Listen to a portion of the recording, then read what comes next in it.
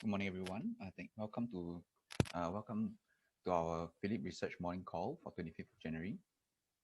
Today we will be covering a few stock counter updates. Some are results updates and some are flip on the ground, as well as some technical analysis on a few counters, as well as our Singapore weekly.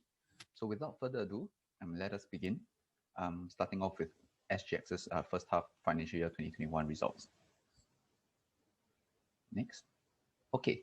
So for SGX, the first half results of financial year 2021 was showed quite a good showing. Their net profit was up 13% year-on-year, and this was largely due to the positive contribution for the newly acquired businesses, BidFX and Scientific Beta, on their revenues itself. So we can see that revenue actually increased 9% year-on-year. And for BidFX, they contributed through their FICC, which is the fixed income, currencies, and commodities, through the currencies trading and clearing revenue. And for Scientific Beta, because of their capabilities for indexing research itself, it contributed to the data connectivity and index business segment. So both these business contributed $34 million in revenue, which contributed to 80% of the revenue growth. Next. Okay, so secondly, we also see that for equities, cash and derivatives side of things, we see that it's basically the equities, cash and derivatives. For cash equities itself, the higher retail participation over the past half year actually boosted the margins for SGX itself.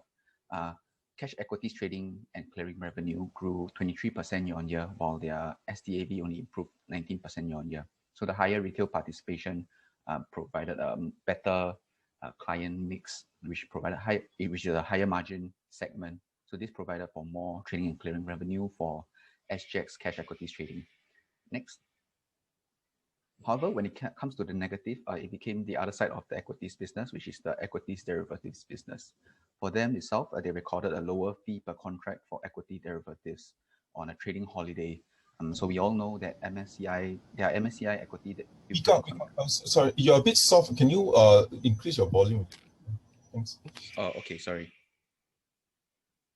Okay, I'll try to speak a bit louder. Sorry about that. Okay, sorry, just to repeat the negative point. For negative point itself, it came from the equities derivative side of things. They recorded a lower fee per contract due to a trading holiday that was instituted. And we all know that SGX and MSCI, their license agreement is going to expire in February, and they already have a new contract with FTSE Russell. So what happened was that SGX actually instituted this trading fee holiday, whereby their clients were able to do a switching from the from the MSCI contracts to the FTSE contracts. So this resulted in the trading and clearing revenue falling by 5% year-on-year, despite having a higher volume for equity derivatives by 4% year-on-year. On the second point for negatives, we see that the past half a year, the economic conditions were still pretty bad, and we saw that equities listing remained quite sluggish. I think it was down 11%, especially for the cash equity side of things. However, as the economic conditions improve, we are expecting, and SGX is expecting as well, a few companies to have more capital markets activity, fundraising on the stock exchange itself. Next.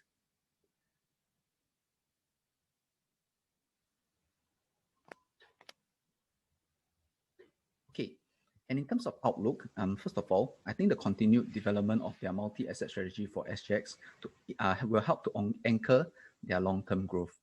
First of all, for their Scientific Beta arm, we see that they are expecting to launch new products in this quarter and subsequent quarters as well, based on the newer investment themes such as ESG investing and responsible investing.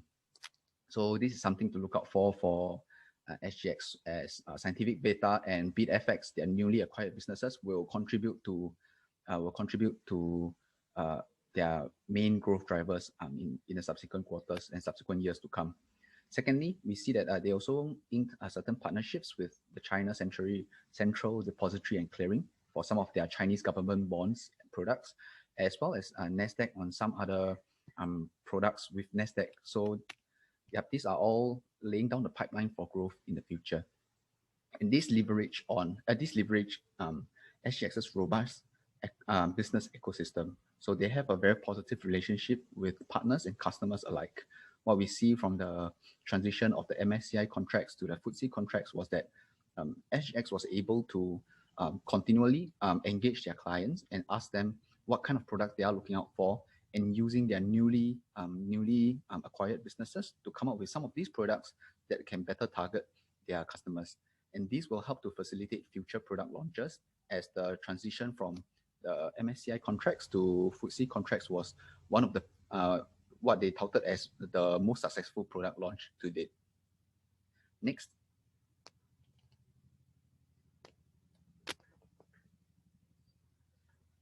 Okay, so in terms of recommendation, we are maintaining an accumulate call on SGX with a target price of $11.01 from previously $9.45. We revised our earnings upwards by 8% on cost guidance of between $545 million to $565 million in the entire year of financial year 2021. Previously, our cost guidance was slightly higher. And we also pegged the target price to a 5-year historical PE of 23 times on the FY 2021 earnings. And if you take a look at the table on the bottom right-hand corner, you can see that compared to regional exchanges out there, actually SGX is trading at a slightly lower PE ratio compared to the peers, which are averaging about 30 times. And that's it from me on SGX. I'll now hand the time over to Natalie.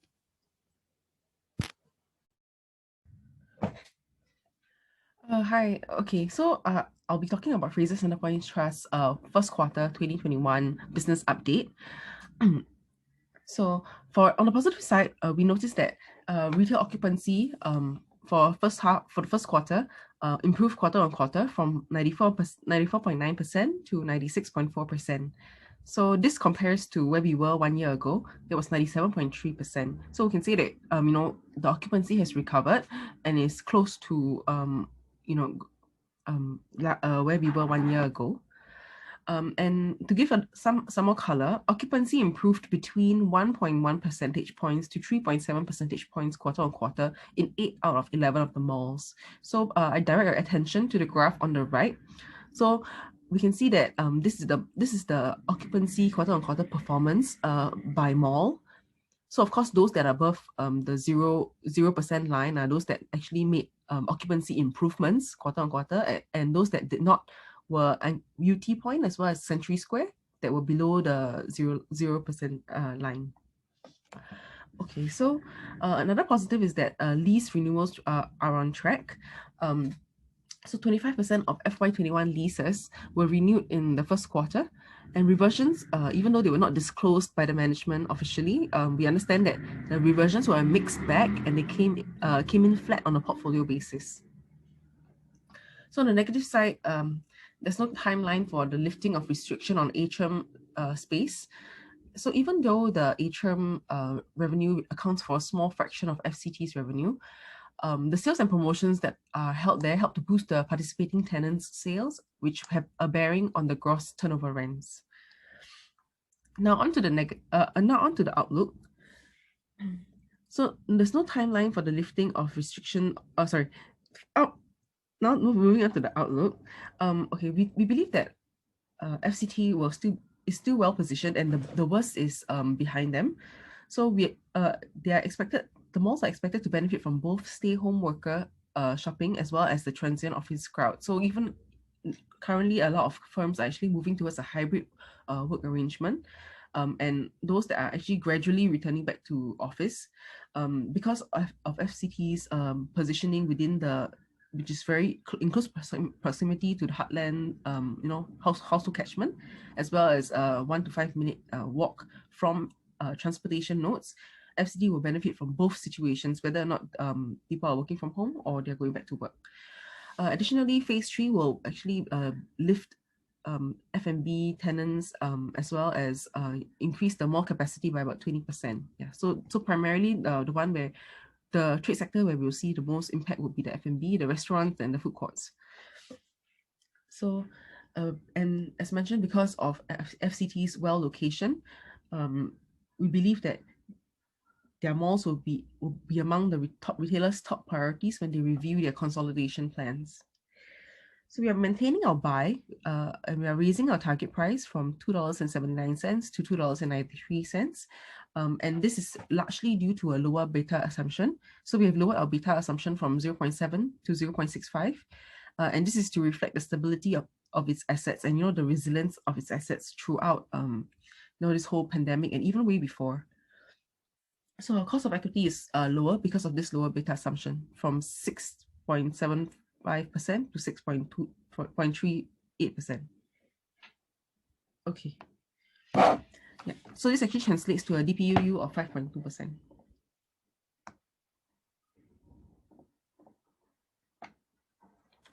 So for CapitaLand Integrated Commercial Trust, this is a flash update. Yeah. Okay. On the positives, we note that CICT has maintained a high portfolio occupancy for both its retail as well as its office SG office portfolio. So the occupancies are 9.8% and 95.1% respectively. And also the topping up of Capital Spring, which was achieved on the 19th of January, and it is on track for second half 2021 completion. So this is positive.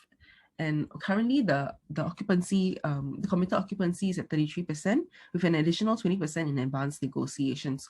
So the fact that the project is on track for completion and there's a visible timeline actually will help with leasing, because potential tenants now know that there is actually a progression and a visible deadline, so that will actually help to spur on some leasing. Yeah, so currently total leasing is almost, if you include the advanced negotiations, somewhere around 55%. Oh, sorry. So valuations are largely unchanged. If you look at the half on half, it fell by about 0.4%. So I think including the valuations that occurred earlier in the year, the portfolio valuations are down about 3% plus. So on the negative side, we feel that the reversions for the retail portfolio are challenging, and the reversions are actually down by 6.6% for the full year. So and it ranged between negative 2.5% to 22%. So even though the management did not once again actually disclose the fourth quarter reversions on a standalone basis, they only disclosed the full year reversion number. We understand that the 4Q reversions were actually less negative than the 3Q reversions. So additionally, about 22% of the leases by GRI are expiring in FY21. So for the outlook, we think that the entertainment and hotel tenants may still require some help in FY21. So in the fourth quarter, about 22.4 million in rental rebates were disbursed to the tenants, and that brings the total rebates for FY20 to 128 million. So leasing is expected to be challenging for both the retail and the office, and additionally, we expect some negative reversions from the Singapore office assets, as the market rents are currently below the in-place rents. Yeah. So in terms of the exposure, there's 22% of leases by GRI expiring in FY21.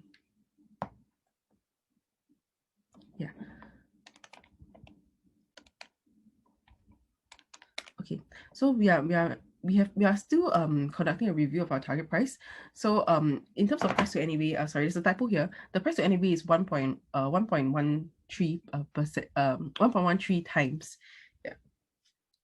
So and we believe that currently there's still some CICT is still a buy, but we are actually keeping our target price under review.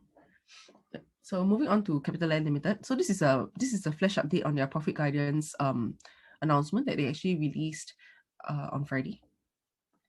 Okay, so in their profit guidance, CapitaLand Group, they actually guided for 3 items, which are the operating PATMI, cash PATMI, and revaluation gains and impairments.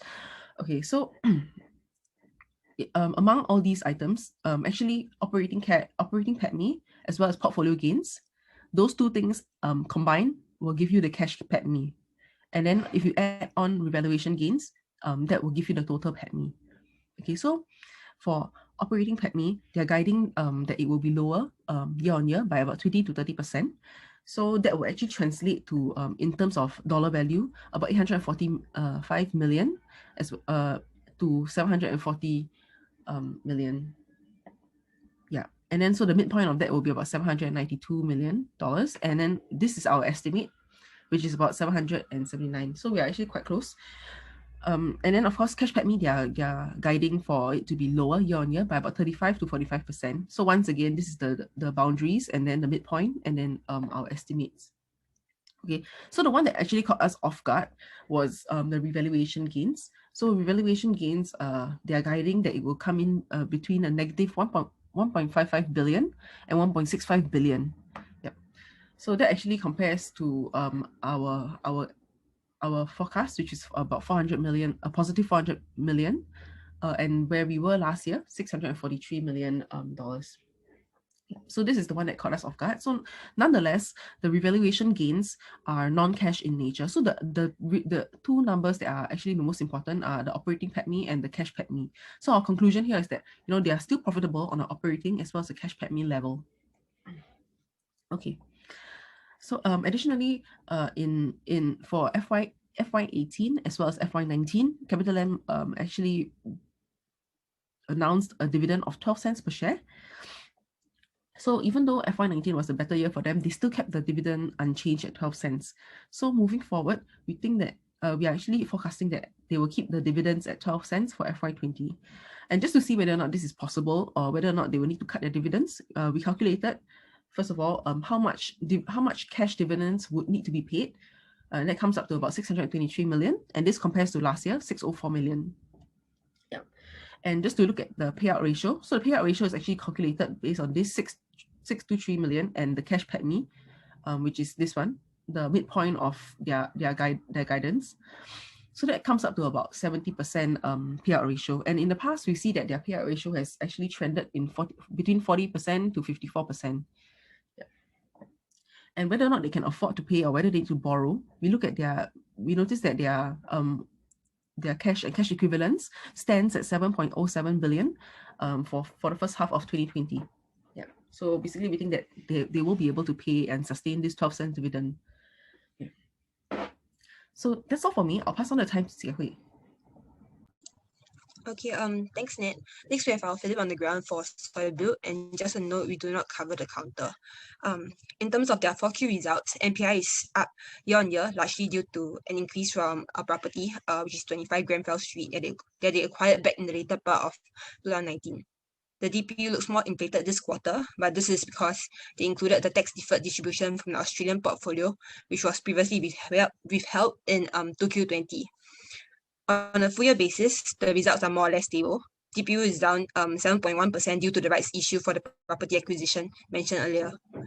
In terms of their portfolio metrics, portfolio occupancy remains stable at 94.3%.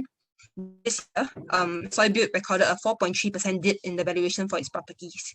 This is mainly due to changes in valuation metrics.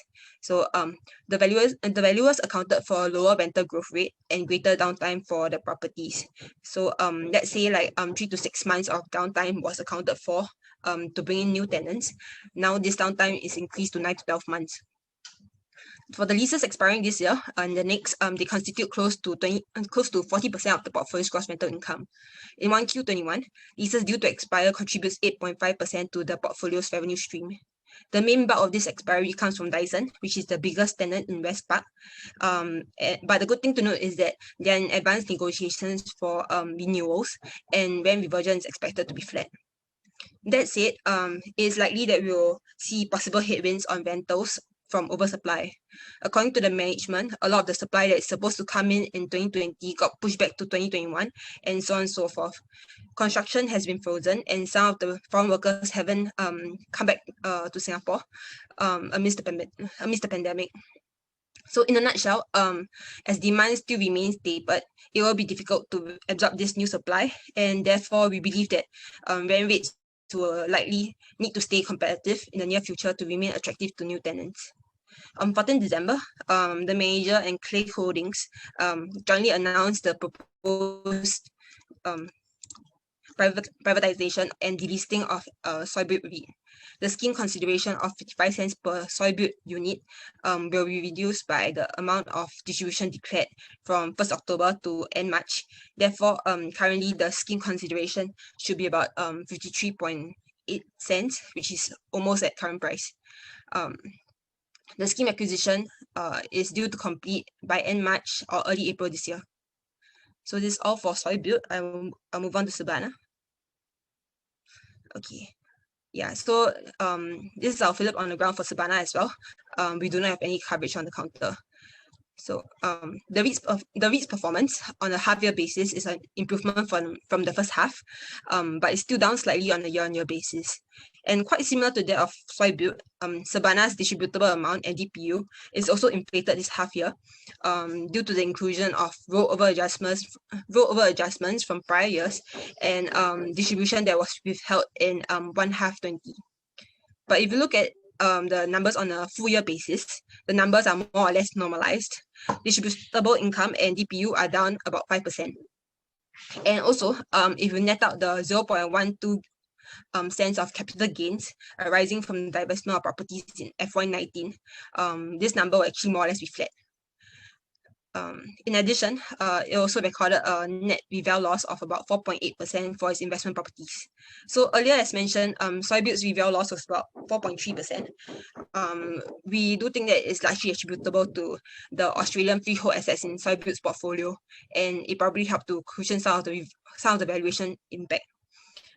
Surbana's portfolio comprised of leasehold assets and are fully based in Singapore, so the reval impact is slightly larger. The outlook for industrial properties is as mentioned earlier, so I won't elaborate further. You may note that the leases that are expiring in the next 2 years make up close to 40% of the portfolio's gross rental income as well. In the near term, Surbana is looking at ramping up its occupancy to above 80%.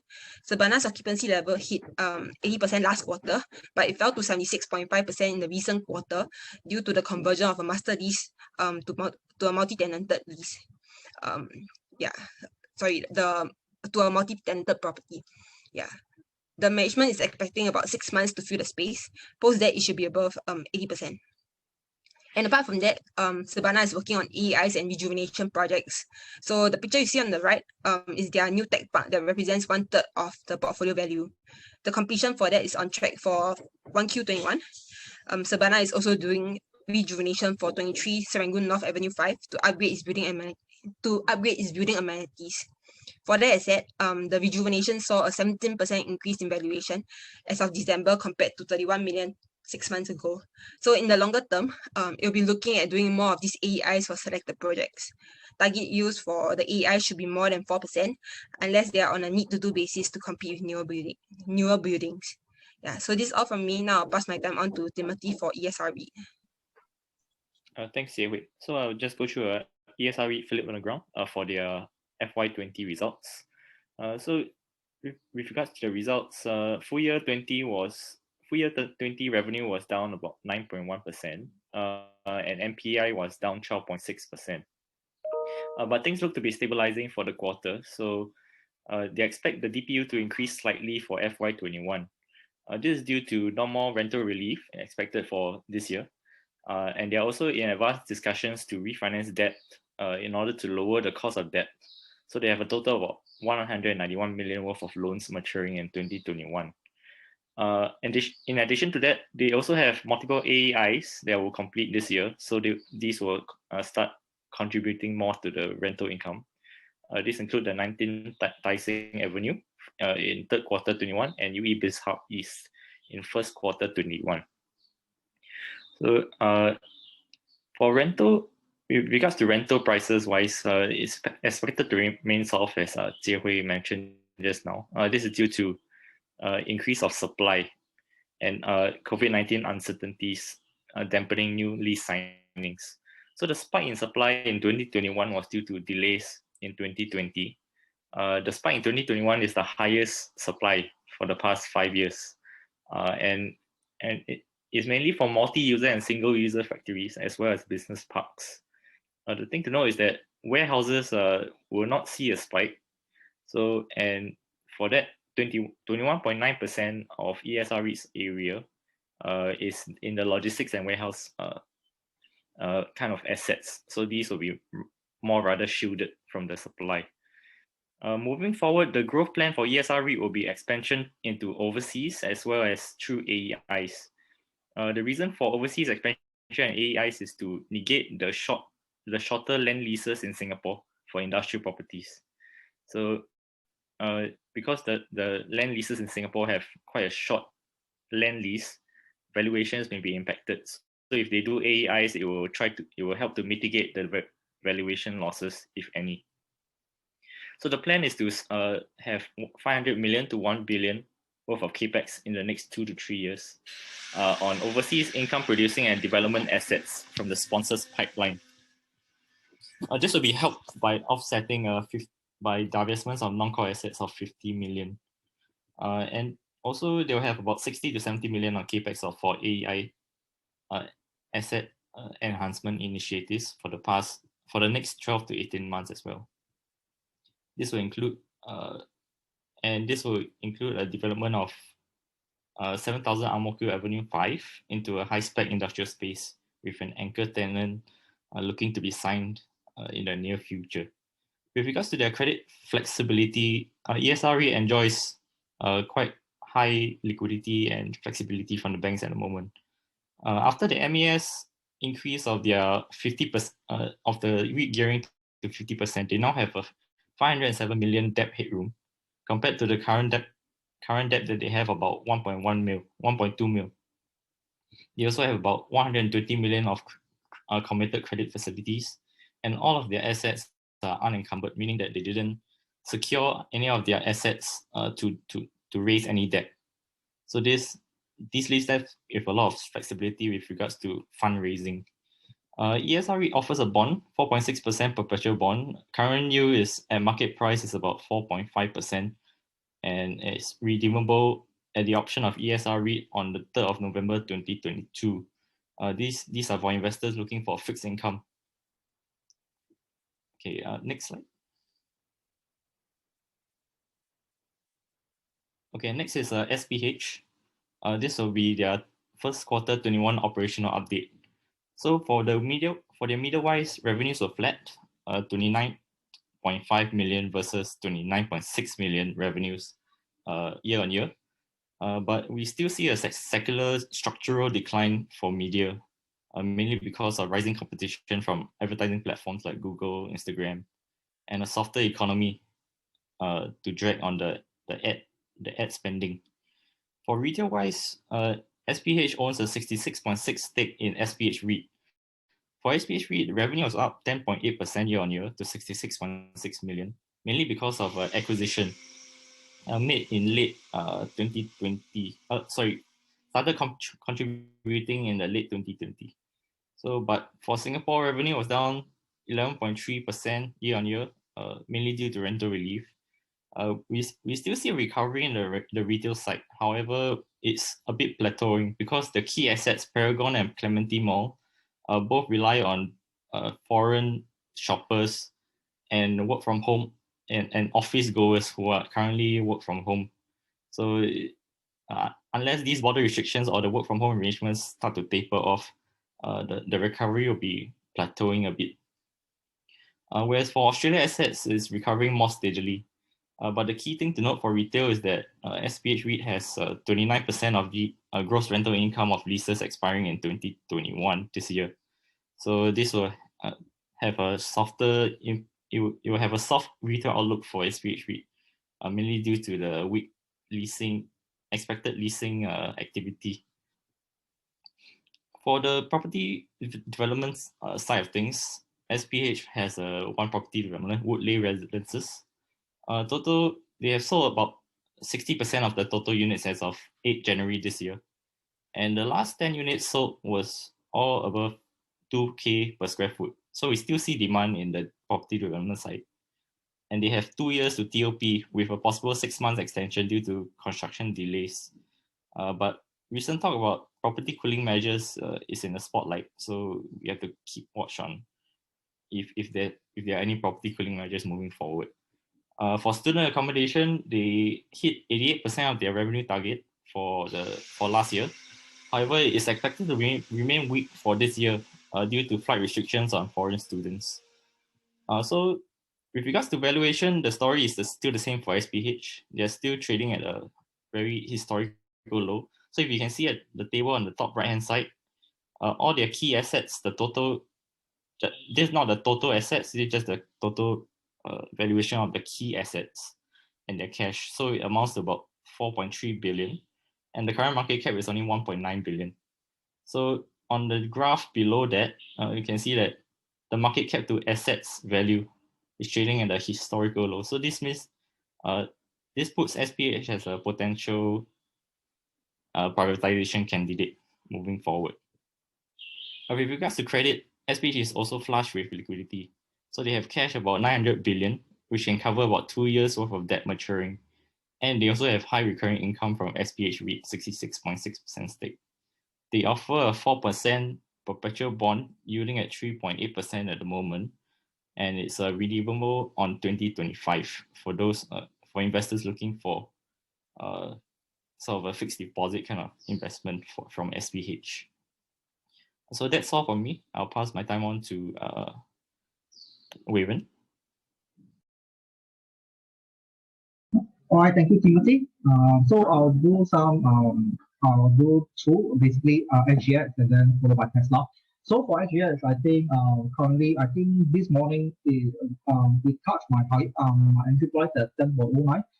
But right now it's hovering between 10.04 to 10.09 in between. So currently it's still having some good momentum. So therefore, if by today the closing price in exit 10.09 or close at 10.09, then we shall see some big momentum ahead, and probably I think there's a chance that it might retrace back to the support zone and then I'll rebound after that.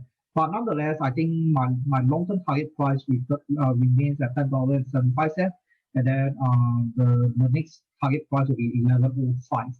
All right, so the reason being is because I think first of all, SGX has resumed its midterm uptrend after it breaks $9.30 since December last year at 2020.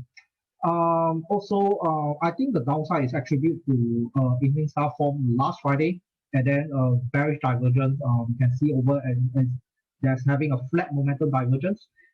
It signals that maybe the prices, the buying demand is not that strong yet. So any downside, I think it will be well supported between $9.75, or if that support zone is being broken, then we can have a very deep correction in the midterm to $9.35 before we rebound back to our target price of 10.75 and 11.05. All right, so move on to Tesla. So Tesla, I think, is very strong uptrend. I think in terms of like last week compared to the US sell down, I think the Dow Jones Industrial Average and the S&P 500 has a bit of correction, especially the Dow. So, but Tesla has managed to stay clear despite consolidating for the past 1.5 weeks after breaking $800. I think Tesla, after much consolidation, I think Tesla is poised for an upside. The reason why is because I think, first of all, Tesla has completed wave 1 of the primary phase and wave 2 of the primary phase as well, as described in the chart of ABCDE of the 5-way symmetrical triangle. Okay, so the current pattern, all right, is actually the fractal image of the 5-wave symmetrical triangle. So if you do the fractal kind of like analysis, you can find that Tesla may go way beyond $950 in the long run. Okay, so but however, do take note that if Tesla fails to break above $900, there's a possible chance that it will find itself retrace back to the support zone 1 at 750 region and before a rebound back to above $550. All right. So, but however, I'm still quite hopeful of a upside today. First of all, I think last Friday, the full body bullish candle, which resemble a piercing one. Okay. It is actually at the lower third lower base of the panel is signify that the bulls actually has come already. All right. So with that, I end off my slide first. I'll pass on my time to Paul to share about Singapore Weekly. Thank you. Thanks, Biren. Move on to the next slide. Before we start, just a housekeeping item.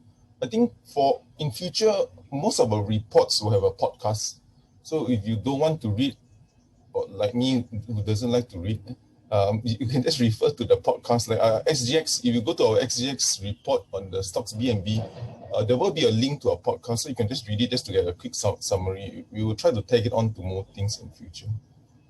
In terms of the macro numbers that came out from Singapore, we had the fixed asset investment commitments. So this was a very positive number. It was up 13% despite the current environment. Driving investments in Singapore was electronics. We have one chart later. In terms of Singapore exports, it was also another good number. Again, driven by electronics, it was up about 14%. But do note that export numbers can be quite volatile because of the very huge swings you get in chemical and pharmacy. Just one last update in terms of Changi. We didn't do a chart because the thing is too gloomy to do a chart on passenger arrivals into Singapore. But the passengers in Changi, I think there were only, I would not carry the movements were around 151,000. So this is like 98%, 98, 99 doesn't really matter, I guess, these days. But it's down 98% from a year ago. In terms of the US, some of the interesting data point we saw was the housing market. So the housing market in the US is very strong. There are two metrics that you can watch. Firstly, you got housing starts. So these are like your new construction buildings built. So this is 1.66 million. So this is like a 14-year high in terms of housing starts. And it's back to the GFC levels. Inventory in the US is very low. It's only like 2 months low. It's like a record low. The other thing to watch is also the existing home sales. So this is in Singapore context, like your resale homes. So this is also a 14-year high. So very robust housing market in the US. And of course, as a result, you can see the median price of housing in the US is also up. For us here out of Asia, what we're looking for is the new administration, what commentary they have, anything about Asia. So of course, China will be the focus. So we had some initial comments from Anthony Blinken. I'm probably pronouncing it wrong, but he's actually the new Secretary of State. So these are some of the snapshots of some of his comments on China, the crackdown, and they see China as the most significant challenge to any nation state in the world. So quite a dramatic statement. The other thing that came out was the new Treasury Secretary, Yellen. So the commentary was of course, it was like a 3-hour presentation. But the key thing that she mentioned was that Congress should act big in terms of the fiscal stimulus, because the interest rates are low and interest rates are, the burden on interest rates is still low. So that's why they are asking Congress to act strongly in terms of the stimulus. And it will be a longer and more painful recession without a stimulus. And other things she's advocating is investments in infrastructure. And her comments on China also was not positive. I think she sees China as abusive, unfair, and illegal, and blah, blah, blah. But I guess all these are still commentary. What we want to see is what kind of actions are they going to implement on China. But so far this has been just commentary. In terms of our view, technically, we're still bullish on the market. I think what we see is a positive asset inflation in, like we mentioned, housing, banking we'll discuss later, commodities like we highlighted in the past. Copper is doing well, agri is also doing well, like palm oil. So when you have a positive asset inflation, you get a wealth effect, you get positive earnings and so forth. And this is even before we get any, we get any economic lift from if the pandemic now starts to roll backwards. And so the global environment for assets is still very positive. In terms of the weeks ahead to watch, of course, WEF is the World Economic Forum. But I think of more interest for us will be on the 27th of January. We have the FOMC meeting and Facebook, Tesla. That's why Wayland did the Tesla, because the earnings is coming on the 27th. Then I think the rest is self-explanatory. In terms of POEMS Lisco webinars, we have SunPower this week. Then we have PropNext and Escort, but these are just bookings, so it won't be on our POEMS website first yet, but you just have to wait for it because you'll only be launched on POEMS as we come closer to those dates. Next slide. Yeah, okay, as usual, we always start off with 3 charts on the pandemic. It's starting to bend, so that's positive, but obviously we have other issues right now. We've got the UK strain, South African strain, where the vaccine seems to be less effective. So there are other issues. I think the only reading from this is that the pandemic is going to be with us for some time. Maybe this whole, even with the vaccination, even if pandemic, but with all the different strains and questions about the vaccine, I think this whole thing will still be with us for some time. Next slide. And then in terms of Asia, I think the reason we monitor Asia because it's such close neighbors to Singapore. So obviously the risk of getting anything from our neighboring countries will be higher. So that's why we look at Asia closely. So I think in Malaysia, the bad numbers is that it's almost reaching, I think hit about 4,000 on Saturday. So the numbers in Malaysia will continue to climb because this is a moving average number. Next slide. If we swing back to Singapore, I think we kind of dialed back a bit, I think in terms of the Chinese New Year restrictions, as we can see. I think the community cases, we used to have almost 0 community case for, can be 7-day, 10-day stretch, but now we have 12 in the past 1 week alone in total. So I did listen to the Ministry Task Force. So some of the comments, there are many, but I guess what was more pertinent for me was that the reason we jumped was there were 4 clusters. And I think the worry the authorities have is that it can escape very quickly. So they're very apprehensive and very careful of this whole situation. And one of the comments they made was the reason they're a bit more alarmed is that the visits to clinics for respiratory infection actually double from pre-COVID levels. So that to them is like almost like an early indicator of risk of infection. So that's why they're a bit more, getting more. They have to dial back a bit of the restrictions. And the last point was then for them, the focus is always on the unlinked cases. It's obvious, but we just wanted to reinstate that because that's when they can't really trace who is spreading the so-called virus. Next slide. If you move back just on the fixed asset investments, I think it's positive number. I think we are almost hitting the record that we hit in 2008. So that's the first positive. The second thing is that we have strong investments into Singapore, despite global FDIs are expected to decline 30-40%. So these are very robust numbers, especially in this environment. What helped us was electronics fixed asset investments. Okay, next slide.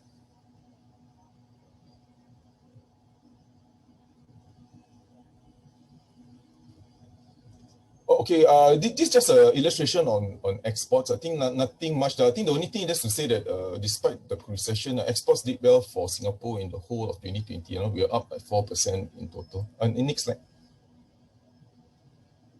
Okay, this is just another illustration of the housing. This housing starts not existing homes. So just to show you how strong it is. Everything is at 14-year high. I think I won't dwell too much on this. Next slide.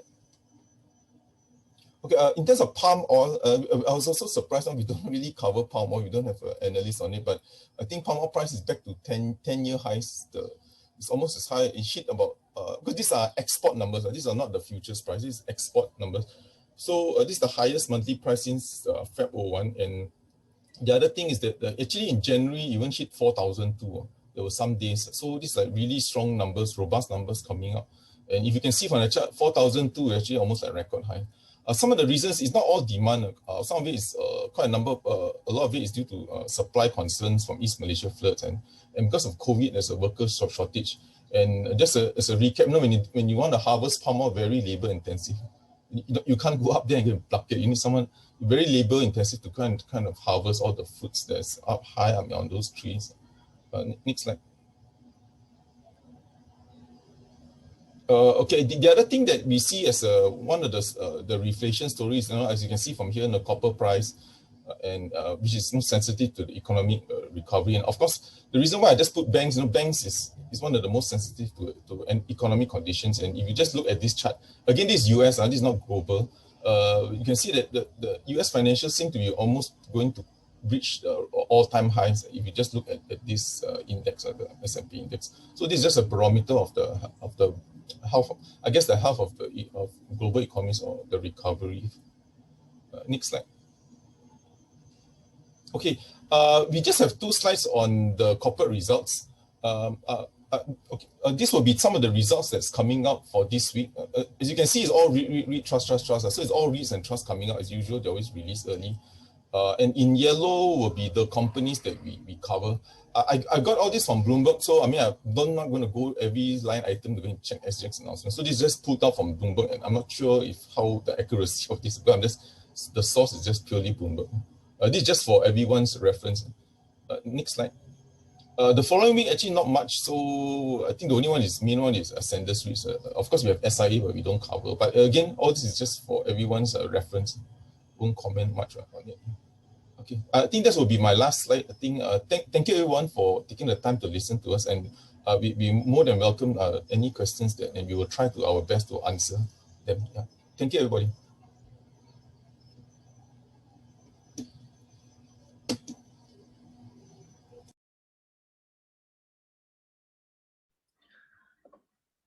I think you have quite a number, Natalie. Okay, hi, good morning everyone, good afternoon everyone. So I'll take the first question, which is for CapitaLand. Is the worst over? Should you downgrade your target price? So for CapitaLand, I think one thing to know is that perhaps a bit of a background. Yeah, they are a diversified real estate player, so they have quite a good breakdown or balance between the the sectors. Like for example, your residentials, the AUM exposure is about 8%, retail is about 28%, office is about 22%, lodging about 27%, and industrial is about 15%. So it's quite diversified. So that is one of the reasons why we like them. And in terms of the impact, as property cycles go, because of CapitaLand's diversified nature, it actually helps to balance out. So that's one of the reasons why we like CapitaLand.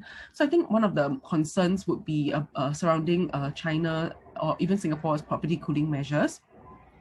So the 2 key markets for CapitaLand are Singapore, obviously, as well as China. The exposure is about roughly 40% to each market. So I think that even if you talk about the property cooling measures in Singapore, last year 2020, I think property prices rose by about 2%. So and yes, the government is very concerned about the rise in property prices, especially your private residential units. However, I think the long-term view is that Singapore Singapore has a very scarce land. So as the population grows, there will be some sort of a squeeze that will push up the prices. Yeah. So actually, we're not so concerned about that. I think even our forecast for the property sector is that the prices will actually rise by about 3 to 5% per year. And if you look at last year itself, a lot of the demand, we know that the international borders were closed. So most of the demand is actually from Singapore residents, perhaps upgraders, which are spurred by the resale grants.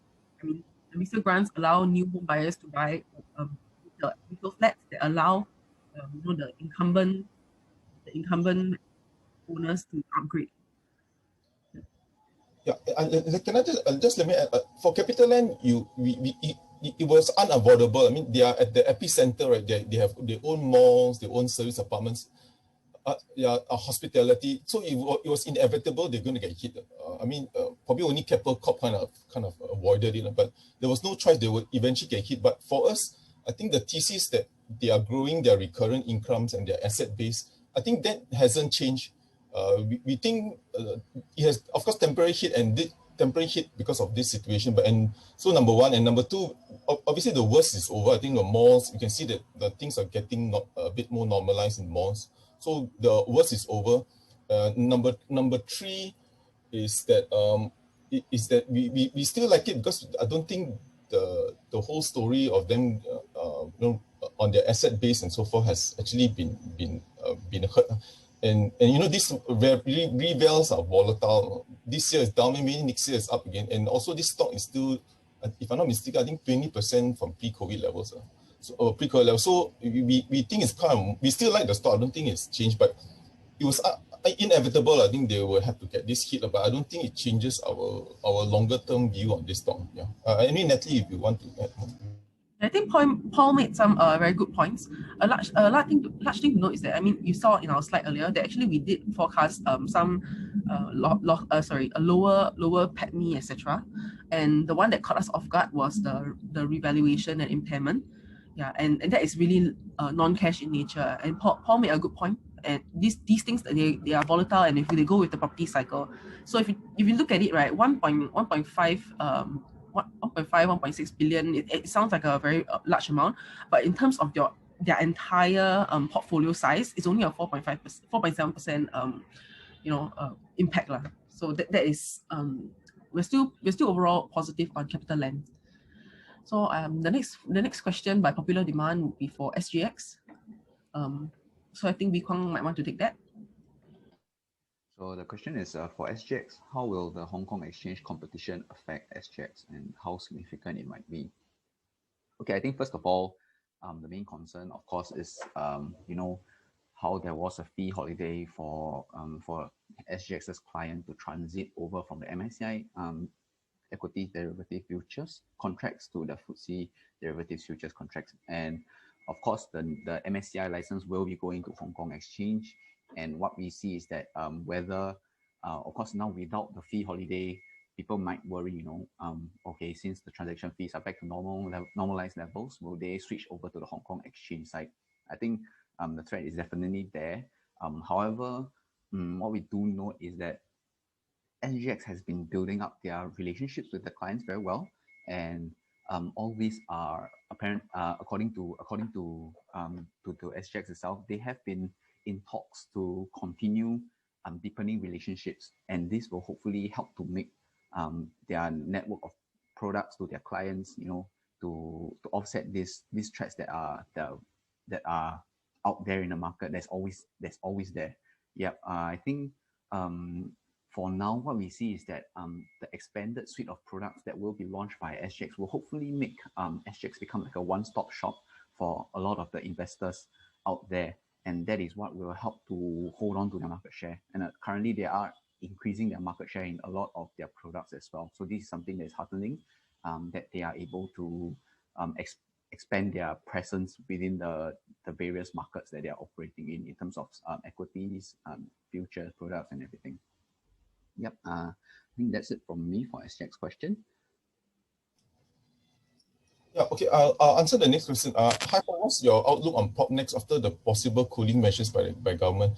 I think the rumor of a government cooling measure has been around, I think, since November, and so that's number one. Number two, I mean, I have no idea if they're going to roll it tomorrow. I have really no idea. But the point is that they've already started to tighten a little bit. I think the options was already a warning shot. The only thing that holds me back in terms of thinking that the authorities will be too aggressive is the state of the economy, and the inventory in the developers is 3 years. It's not like exceptionally low, and the price increase is not like we got the sharp increase when they relaxed the measures. I can't remember, I think like 7% in 1 quarter or something. So we don't get those conditions in the previous time they raised the ABSD. So if I had to bet again, there's no certainty of this. I don't think they would raise, but if you do worry about that, and of course there is a tail risk. There's like no risk of this, but will be maybe wait for their results to come out. Then again, I'm just a trading stance. This is not our longer term view of buy, but maybe after the results, which should be good, I guess, because of the amount of property being sold the last 2 quarters, and they've always wanted to be a dividend paying stock. So there could be some surprise on the dividends too. My own guess, I mean, I've no idea.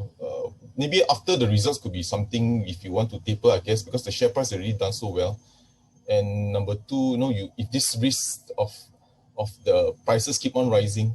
But for me also, the fact that it's probably worse off for the developers, it also shows that it's hard for the developers to really catch a good run and catch a very high profit margin, because whenever the price rise, the authorities kind of risk they want to kind of they want to raise ABSD and so forth. So maybe in the end, the best way, not best way, one of the look more attractive alternative is the real estate agent.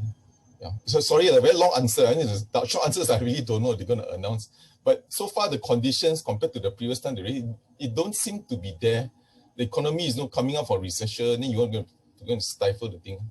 Again, this is just my own guess. I really don't have a total 100% sure about this. Yeah. Okay, let me move on to the next one. What is your view? What is the view for Asian Pay TV? We still like it. I think no change. No, it's not the most popular stock, but no change in the view. We like the yield and we think there's optionality from the 5G. I think I said this like probably 20 times, but it doesn't seem to be happening yet. But we are still optimistic. I think because we look at their cash flows and they got more they got like I think their dividend they pay is 18 million and they are generating 50 million cash flow. So they got more than enough buffer to pay the 8% yield. But again, until they really get that 5G revenue stream and raise dividend, then I think the stock will they will just pay you the 8% yield for now. Yeah. Thanks. I hope that was helpful. Yeah. I think Viren, can you help? Yeah. Yeah, sure. So the next one is UOB, OCBC, and Maple Tree Industrial Trust. So just give me a moment, I pick up my chart. So yeah. So okay. So I realized that UOB, OCBC. Okay. So I thought yes. But anyway, I think UOB is currently like trending below the immediate resistance of the falling wedge itself. Despite having a strong a strong breakaway gap, which is signify a strong bullish momentum ahead. In some phases, some have like some sort of like a resistance over there at 23.97. So expect some form of correction, but not very deep. So you look at the Ichimoku, right?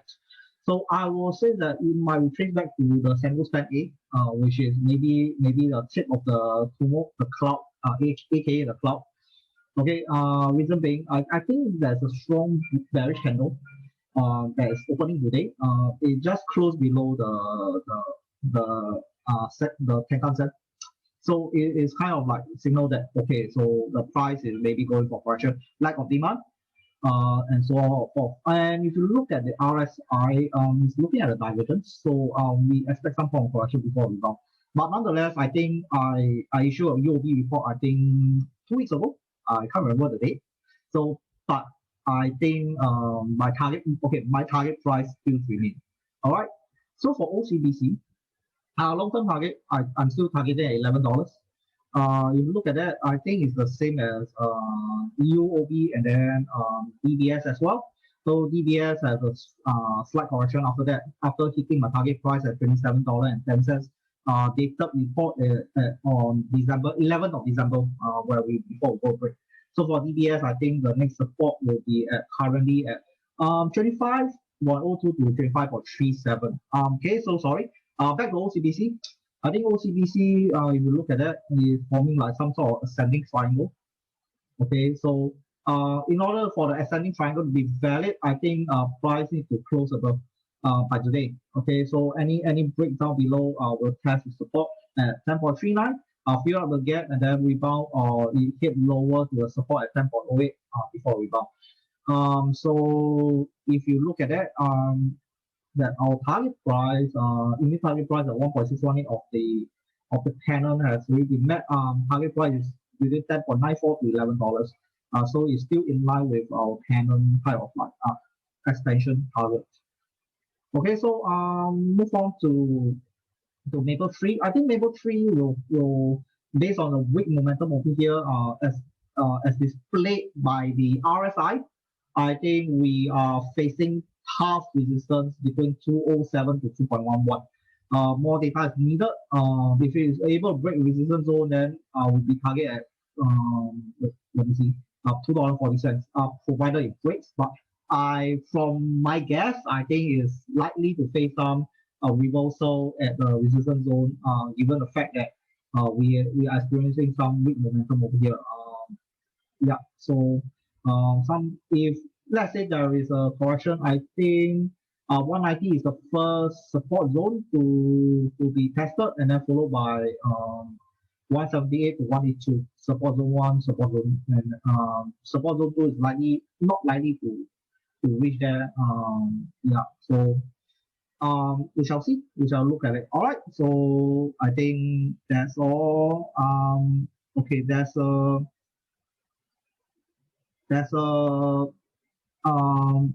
question on what's the target price for iFast. I did a quick look out on iFast. I think we completed ABC of the like what do you call it? Regular flat. 3 wave down, 3 wave up, and then 5 wave down, a strong gap down. We rebounded from 2.48 and 2.63. However, I think target price has exceeded my $5 target, personal target. So next target will be $5.50, but I think that 5.40 will be the target price that it will face some resistance and then correct itself. Nonetheless, I think it's very strong bullish momentum. Both the Senko Span B and the lagging span is pointing upward, so strong bullish trend. But target price wise, I think maximum 550. Look at that because we are nearing the extreme overbought zone already. So currently we are 88.37. Once it hit around 90, then we can see some sort of like demand retreating, some momentum retreating, and then we'll face some correction. All right, so that's for iFast. All right, so with that, I'm done with my style of Q&A. I'll pass on the time to my colleague. All right, so yeah.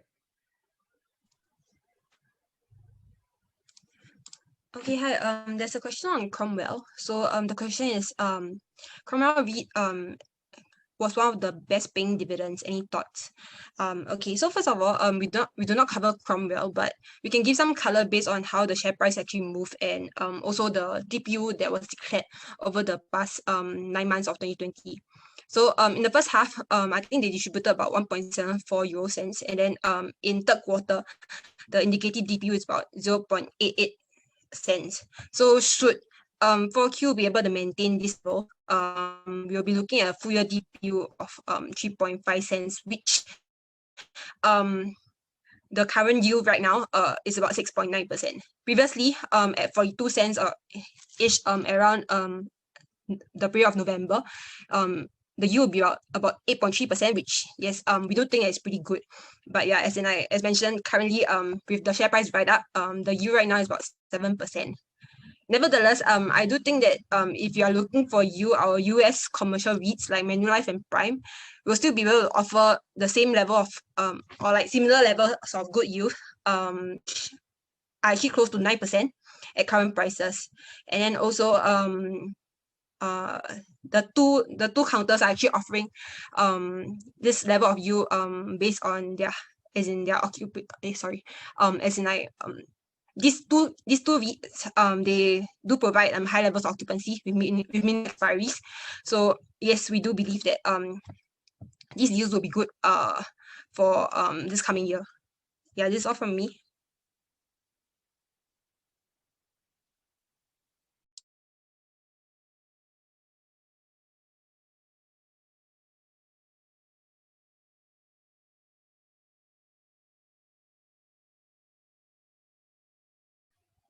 I think the next Q&A is for me on I will PA for Yong Zijiang Land Lease Sheng Siong Singtel. Okay, so just give me a moment again. Yeah.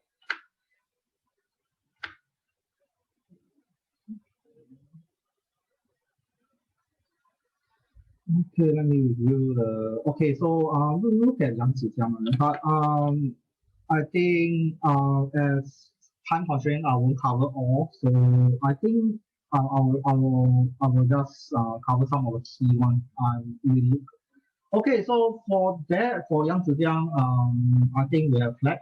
I'm still hopeful that you will be targeting the immediate upside, immediate resilience zone at 1.13 to 1.16. That's my target before a correction down or a sell down, and then go up to to the next resistance at 1.34 to 1.38. Okay, so land lease, I think the next one is land lease, as long as price maintained above 0.77 support level, I think we'll see some more upside to 0.845, which is my first target price that I issued 3 ports across December and January.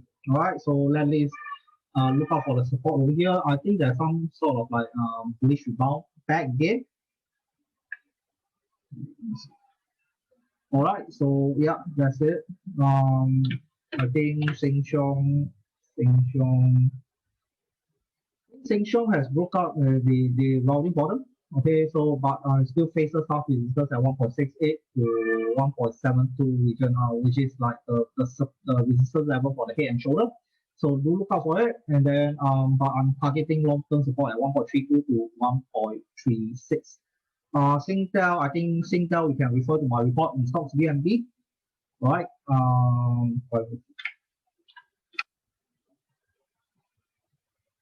Medical, nothing much. Facing some half resistance at 0.4. Expect some form of correction. Inverted head and shoulder. So breaking this neckline will target higher. So but I expect some pullback along the way. All right. Weak momentum near resistance. So yeah, that's one. All right, and then I think Maple Tree. As I look through the Maple Tree industrial cost, I'll cover it as I think there's quite a number of questions on that. So Maple Tree rolling bottom, evening star formation. Not much of a view. Still a very range. Still on the range, and then price actually fails to clear above the bearish Umo. If price hit lower, then we can see that the first sign of a bearish signal is being generated. So despite being in a general range, I think we are looking for further downside for Maple Tree Industrial Trust. All right, based on the indicator. And the last one, I think Matrix NOC, North Asia. Price up since breaking the ascending triangle, which I issued a report last week, slightly hit the resistance at 1.04 to 1.05. Pull back to test the support and resistance of the ascending triangle. So I think if this candle you close at doji, you need to look out for tomorrow's candle to see what is it going to be for that. All right, so that thanks. And the next one is Aspen. So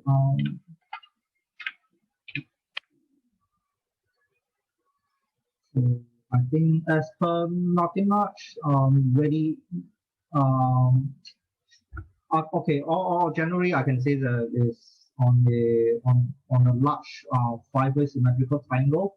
I expect some downside to test the lower support at 20 cents before a rebound. So if that 20 cents is being broken, we can expect some form of further correction to 1.8. So that's this if you based on the 5-way, 3-way sub 3-way triangle with A, B, deal with C, D, and then followed by E. So this level, you have to look out for it, and then followed by the next level over here at 0.18. All right. So thank you. So pass on my time back, my colleague again. Thank you.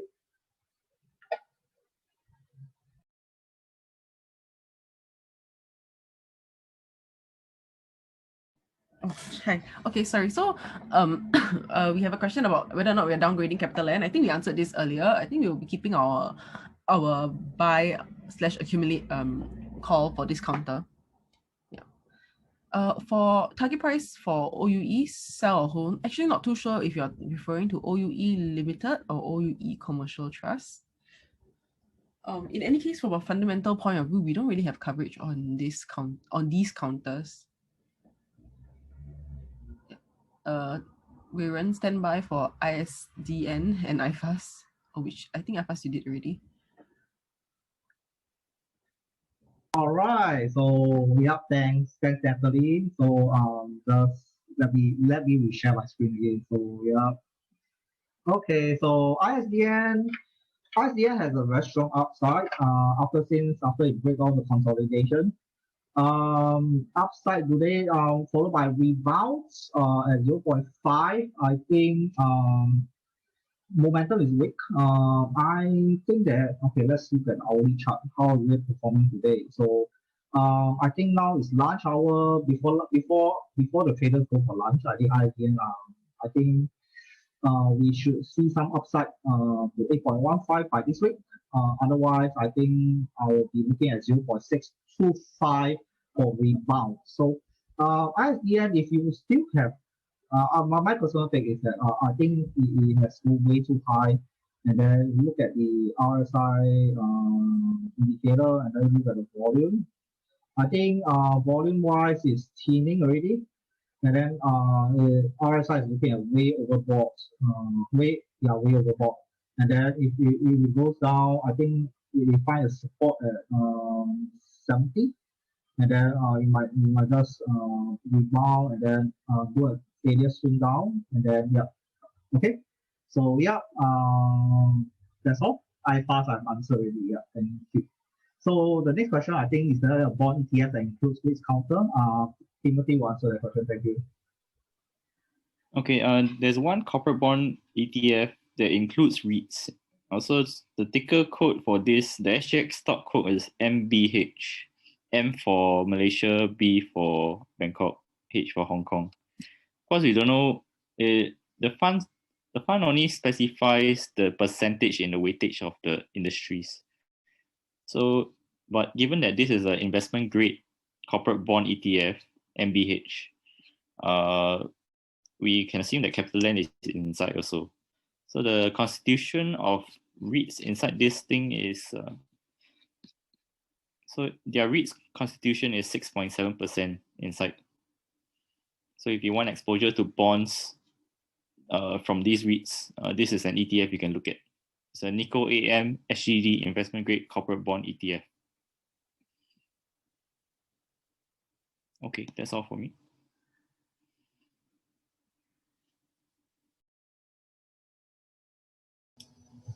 Yeah, I'll take the next question. And Timothy, can you also try on the SIA, because I think you had a briefing, right? If I'm not mistaken. Okay. I saw some news about Thai Beverage raising fund in late first half. How will this affect the stock in the next 3 months time frame? I think there was news that came out of Business Times that they are looking to list Sabeco. For me, I think that this rumor has been circulating for almost more than a year. And it will be challenging to list Sabeco. I mean, in my own view, I think Sabeco is trading about 30 times PE. I'm not sure who wants to go and subscribe to a stock that's not growing and trading at 30 times PE. So because it's listed in Vietnam. So I mean, if you want to do a dual listing here, then you obviously can't price it lower than what's being traded in Vietnam. You kill the stock. So I don't know, maybe just the investors' appetite for Sabeco must be either willing to pay 35, 40 times PE. Otherwise, I think it's a bit pricey for Sabeco, which is quite challenged right now in terms of the environment there because of the drink driving rules and the weak economic conditions. So, but of course, if they manage to do a listing of Sabeco, then it will be, of course, very positive because it can help de-gear and reduce some of the interest expenses. Because Sabeco is not contributing any profit at all to Thai Beverage as a group because of the high interest expense. I slip my mind in terms of the amount, but yeah, that will be my general thoughts. Let me just try to answer this. Very low interest rates worldwide. What's the chance of bubble causing another great depression within 2 years? I think just very generally, obviously low interest rates is good for all asset classes. I think the risk is if we get we've got inflation which is uncontrollable and is not due to the stronger economy, then you force the hand of the monetary authority, you force the hand of the Fed to raise rates. Yeah, and I think there was some Fed commentary that they know that the economy cannot take higher interest rates. So I think unless we see I don't know, accident by the Fed, either they preemptively raised, which they guided they're not going to do, or inflation we got runaway inflation, then that is the big issue. Then they have to raise rates, like you got no choice, or you have to raise rates, then you will just kill the whole economy, kill the economy and all the markets. So that will be the one thing you have to watch is inflation rate, and then that will be the one that can hurt. A bubble, I don't know. I mean, it depends on how you want to define it, because you will never be able to identify a bubble until it bursts. Yeah. Next, who can? You want to take this on the Esprit? Okay, sure. I think the question here is popular retailer Esprit rumored to be closing down their stores by end June this year. Is it true? If it's true, how much will the impact on Paragon be? Sorry. So I think there has not been any updates on this Esprit closing down its stores. I think the last time it was publicized was somewhere in late April 2020. And the news was that it was going to be closing 11 of its stores in Singapore as part of a closing down in or rather a reduction of footprint in Asia itself. So with that said, actually we're not too sure on the exposure of Esprit, because the REIT technically they will disclose the tenant concentration within a certain threshold. So I think Esprit is not part of one of their significant tenants. So we don't really have the number for this. I'm so sorry. That's all for me. I think now we have TA for Weiren again. Okay, thanks, Natalie. So just a moment. Yeah, please share the chart as well. So I think UMS, okay, so I think I'll do UMS and EEM at the same time. So because I think they're subsidiaries. So UMS already like exceed our target at 1.618. So based on the volume, and the RSI is facing some like overbought situation. I expect some form of correction back to 1.25 region. Okay. Which means that 1.26 and 1.25 over here. Okay, so it's either one. All right. So reason being, I think it displays some sort of like big momentum, really like long shadows and etc. So I think if there's any surprise, I think 141 to 142 may hold. Okay, so based on that, I think chances are any upside is still very limited.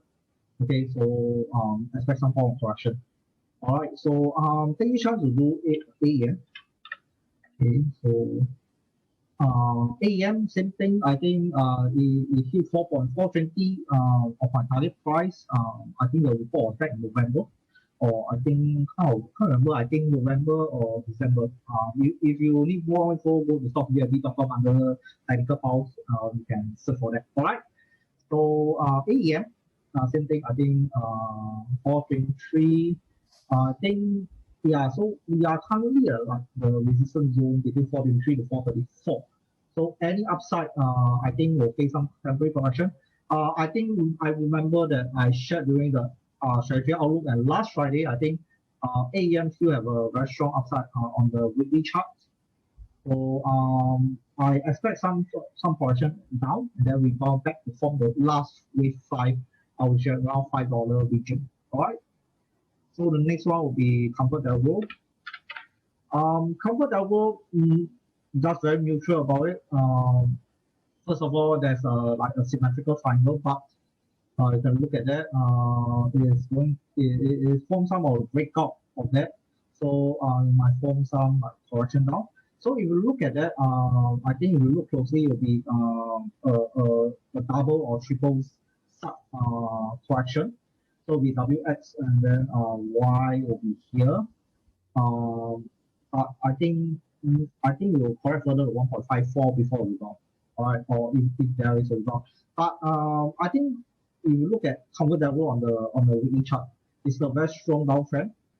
This is a broadening wedge in response to the pulse down wave. So I think in the long run, even there's upside, I think 182 is going to be heavily contested, and then followed by some long-term trajectory downtrend all the way down to break off the falling wedge. If you look at the Ichimoku, I think based on the range, I think range-wise, I think Ichimoku is not very a very good indicator to stay on, but nonetheless, I think it faces some bearish counter already. So even there's a rebound, I think it will be heavily contested at sector spending, and then followed by a downwave going on. All right, so I think comfort level, I'm quite neutral on it with a hinge of downside. I expect some downside. Okay, so the next one, I think MedTech and Nanofilm, that will be the last one before I hand back my time to my colleague. So I think for MedTech, I think it's heavily contested at the resistance zone. One, let me shoot this label. So ABC. So I think this upside will be like W. I think it will be X. So X will be likely at 1.36 or 1.48 if you are lucky.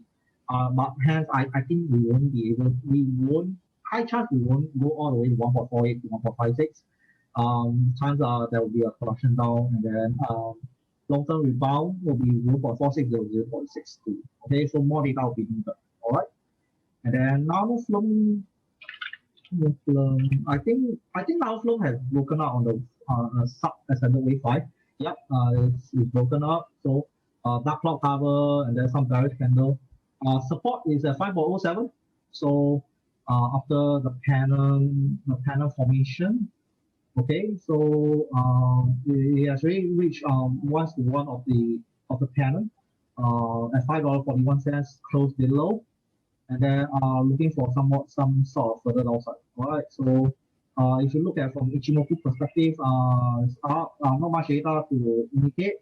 So, but you can look at this is like a bullish end wave counter. So downside and then followed by rebound on the upside. But on the wave perspective, LA wave perspective, this may be an ending 5-wave diagonal. So yeah, so it's something like this. So 1, 2, 3, 4, and then this may be wave 5 of the ending diagonal. Sorry, it is supposed to be stuck here. This is wave 3, so sorry. So yeah, so it's like a diagonal, ending diagonal type of pattern. So if you elongate this one, not talking about wave theory, I think bullish and wave the 3 up. Ichimoku, I think the founder, the person who created the system says that any bullish end wave after 3 cycle will face some correction down. All right, so it's always wave 3, 3, and yeah, on the P wave as well. Yeah, so that's all for me. I'll now pass my time back to my colleague. Thank you.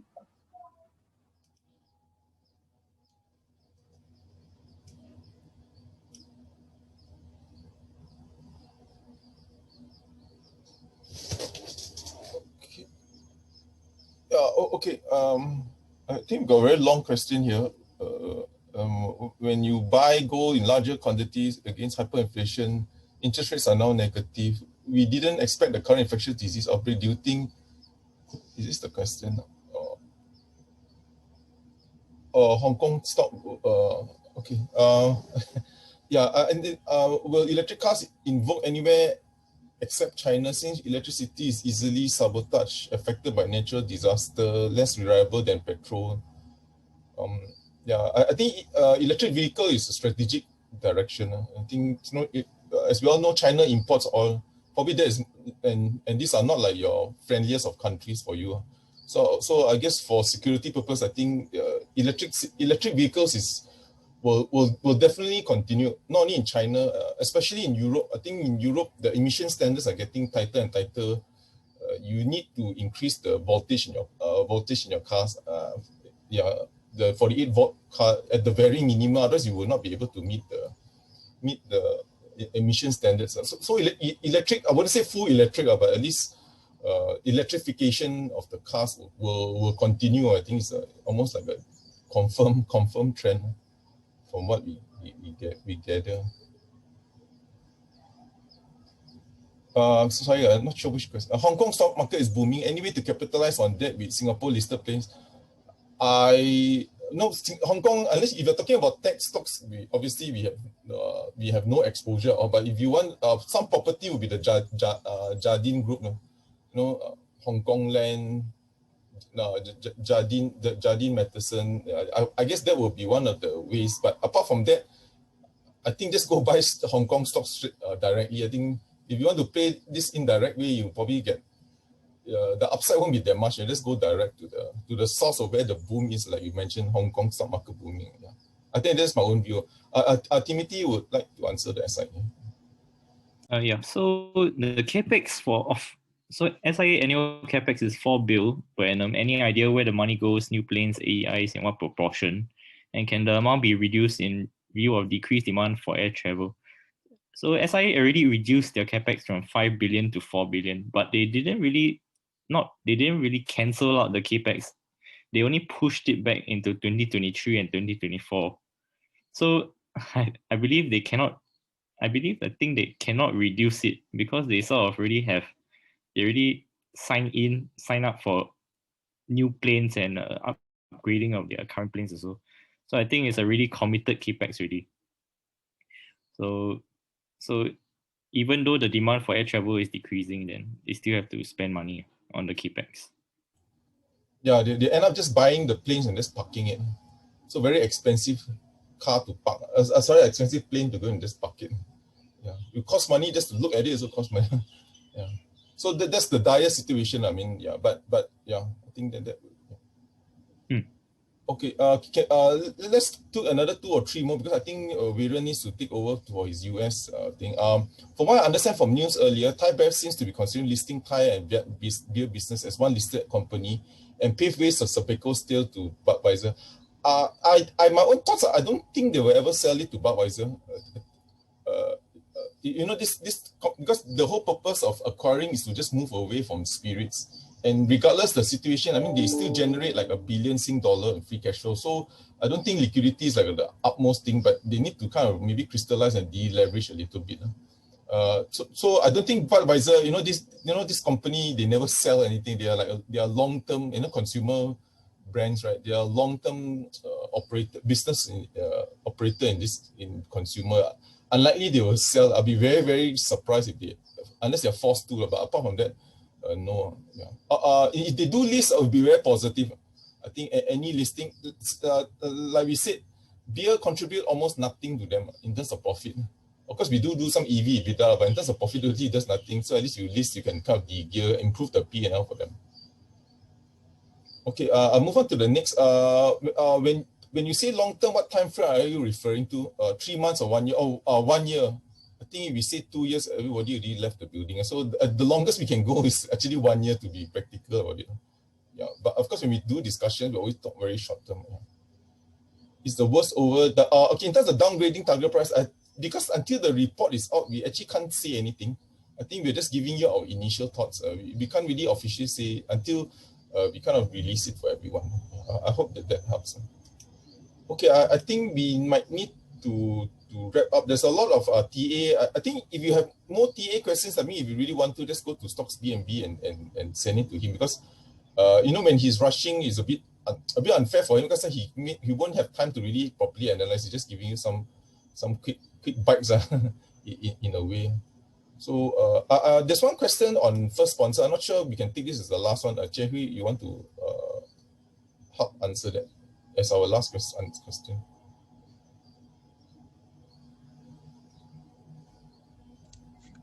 Okay, hi. There's a question on first sponsors cooling measures. Okay, I mean just read out the question. You mentioned China's cooling measure, so any revision to first sponsor and comparing first sponsor and Yanlord, both are in China real estate. Yanlord seems to have better financial numbers. What is your view? So I think first of all, even though First Sponsor and Yanlord, they do property development in China. I think in terms of the places where they are situated is a bit more different. So I think if I'm not wrong, Yanlord actually has most of their property development based in most parts of China. Where I think I think earlier Paul mentioned something about China's cooling measures, but from what First Sponsor actually told us, so First Sponsor actually does most of its property development in Dongguan, which is a part of China where they still see very, very hot demand for their properties. In a sense that people actually do queue up just to get, as in do actually pay money to queue up to buy properties in that part of China. So in our opinion, that part of China is still pretty much unaffected by China's cooling measures. And then on the point of that Yanlot seems to have better financial numbers. This one, I may have to get back to you. Yeah, so I think I'm not wrong in terms of ROE wise. First Sponsor is still generating better ROEs as compared to that of Yanlot. Yeah, but for now, we don't have any changes to our target price nor call for First Sponsor, and yeah. That's about it for me. It's already pre-sold at least, I don't know, 2-3 years, right? If I'm not mistaken. Jeffrey. Sorry? They really pre-sold quite a bit of their property in Dongguan. Yeah, correct. As in, most of their properties in Dongguan is mostly sold out. And, I think like a few months from launch is all sold out already. Yeah, and as in mostly sold out. Yeah, the next one up